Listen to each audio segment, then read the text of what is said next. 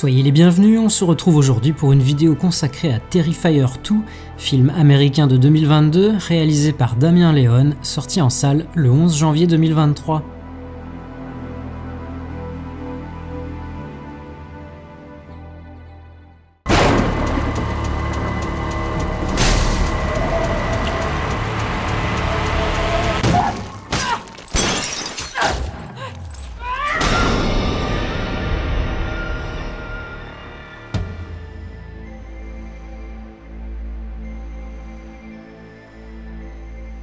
Un an après la précédente boucherie d'Art le clown, Sienna Shaw participe à une soirée d'Halloween avec ses amis.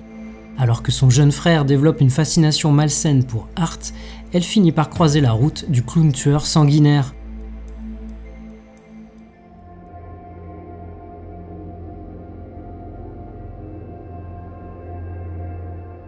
Débutant sa carrière de réalisateur et scénariste avec le court-métrage The Ninth Circle en 2008, Damien Leone, également spécialisé dans les effets spéciaux pratiques, se fait remarquer par le producteur Jesse Baggett à la sortie de son second court-métrage Terrifier en 2011. Présent en tant que personnage secondaire dans le premier court-métrage, Art le clown psychopathe occupe le devant de la scène dans le second, que Baggett souhaite inclure au sein d'un film anthologique aux côtés de segments réalisés par d'autres cinéastes. Leone insiste pour mettre en scène tout le film, bien conscient du potentiel de son antagoniste. Pour cela, il réutilise ses deux courts-métrages, retournant quelques scènes supplémentaires pour The Ninth Circle, et scénarise une troisième histoire qui fait office de deuxième segment et dans laquelle Art apparaît indirectement. Sorti en 2013 sous le titre All Hallows Eve, le premier long métrage de Leone se compose donc de 3 segments ayant pour point commun Art le clown, le tout étant relié par l'histoire d'une babysitter trouvant une cassette VHS sur laquelle sont enregistrés divers meurtres sinistres perpétrés par un clown psychotique.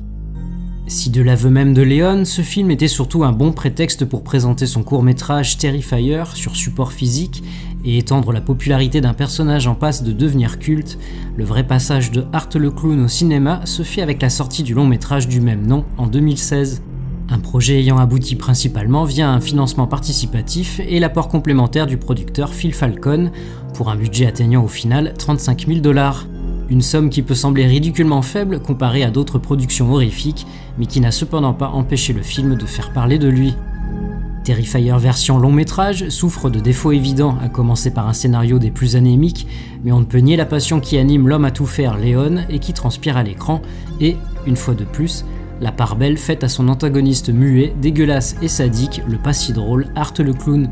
Une suite est alors envisagée, Leone ressortant de ses tiroirs une histoire dans laquelle l'héroïne est habillée en ange, ébauche datant d'après son premier court-métrage. Plus ambitieux sur le papier, Terrifier 2 a donc nécessité plus de budget, un budget obtenu grâce à des investisseurs privés et une campagne de financement participatif particulièrement efficace pour un total de 250 000 $. You think that guy's still out there? What's up with you and this clown all of a sudden? You're like obsessed. They never found his body. What if he decides to come back here? I wouldn't worry about it. Wait a minute, aren't you that guy from the costume shop? Sir, what are you doing? It wasn't me. He was covered in blood on his shirt and his hands when he got here.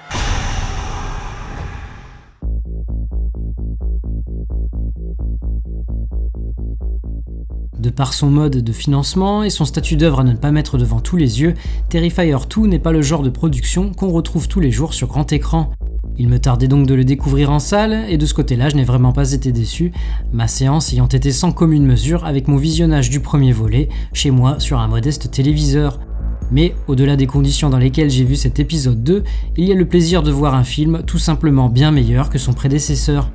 De la photographie au casting, de la mise en scène aux effets pratiques, des enjeux à la musique, c'est comme si tout avait été revu à la hausse en termes de qualité. La bande-annonce vendait clairement un épisode amélioré et le moins que l'on puisse dire, c'est que le résultat se fait sentir. Une chose qu'on pouvait craindre toutefois, c'est bien évidemment la durée presque surréaliste du film, 2h20. Terrifier 2 n'est bien sûr pas le premier film d'horreur à afficher une durée aussi conséquente. Je pense notamment à Midsommar qui faisait déjà 2h27 dans sa version cinéma et jusqu'à 2h51 dans sa version Director's Cut. Mais habituellement c'est surtout le cas pour des films à combustion lente, c'est-à-dire prenant leur temps pour faire monter la sauce. Soit tout le contraire du film de Leon, donc, qui lui ne perd pas de temps pour mettre le spectateur dans le bain. Le bain de sang, évidemment.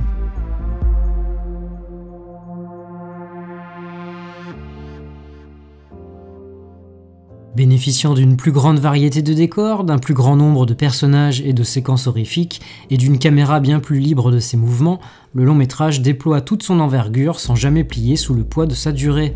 D'autant que Leon a bien pris note des mauvaises critiques faites sur son film précédent, notamment celles pointant la faible épaisseur du scénario. Des remarques qu'il a su prendre en compte, ayant eu à cœur de rectifier le tir en peaufinant l'écriture de ce Terrifier 2, en axant davantage son récit sur les personnages. L'une des bonnes idées de Leon consiste notamment à opposer à Art le clown une véritable résistance en la personne de Sienna, la final girl du film. Parfaitement interprétée par Lorraine Lavera, elle est le personnage que nous espérons voir se relever et mettre enfin une raclée à ce fichu clown, même si ça ne suffit pas à le mettre définitivement hors d'état de nuire. Car le réalisateur et scénariste introduit également une nouvelle entité qu'on retrouve dès le début du film, à savoir le personnage de la petite fille pâle, dont nous comprenons l'importance au fur et à mesure. Loin d'être une sidekick au service du clown, elle s'avère au contraire dotée d'une puissance bien supérieure et lui sert en quelque sorte de guide tout en lui laissant la liberté de s'amuser avec ses victimes.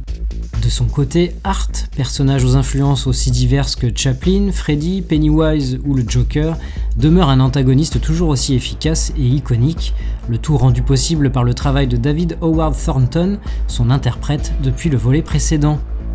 Avec Terrifier 2, Leon signe un slasher extrêmement gore et bourré d'humour noir, parvenant même à me mettre mal à l'aise le temps d'une scène où les sévices infligés à l'écran, déjà horribles en soi, semblent durer plus que de raison.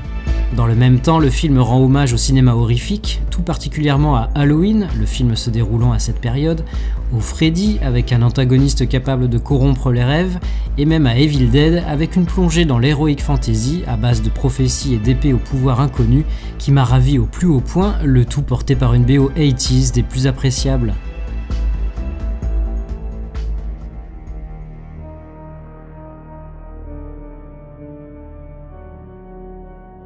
Que dire de plus si ce n'est que Terrifier 2 surpasse largement son prédécesseur, et ce sur tous les points, et qu'il me tarde donc de voir la suite, une suite déjà prévue par Leon avant même le succès de ce deuxième volet.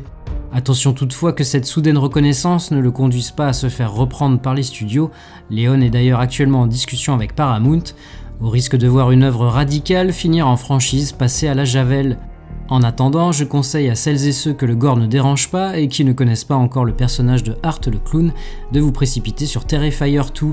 Même conseil pour celles et ceux qui ont vu le premier volet, ont apprécié l'antagoniste sans être pleinement convaincus par le film dans son entier, allez voir ce deuxième volet, vous ne le regretterez pas. Si vous avez apprécié ce festival de la tripaille, alors n'hésitez pas à liker, commenter, partager et vous abonner à la chaîne si ce n'est pas déjà fait. Je vous retrouve prochainement pour une nouvelle vidéo. Salut!